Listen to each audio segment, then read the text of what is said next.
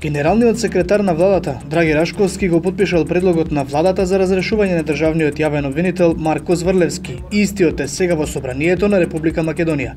Наред е Собранието кој треба да закаже седница на која претениците ќе го разгледаат и ќе гласаат за разрешувањето на Зврлевски. За одлуката на владата да биде одобрена, потребно е мнозинство од 61 пратеник.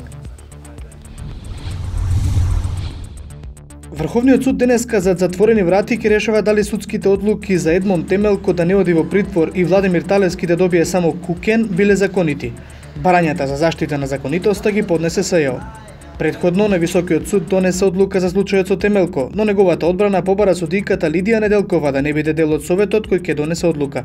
Во случајот на Талевски пак, како проблем се посочува одлучувањето на судија кој за притворот решавал во кривичниот, а потоа и во апелацискиот суд откако бил унапреден.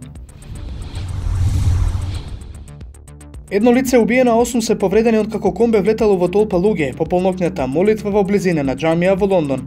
20 минути по полнок инцидентот се случил во близина на џамијата кај Финсбери парк. Полицијата соопшти дека бил уапсен 48 годишен маж кој го управувал комбето и нема други осомничени за нападот.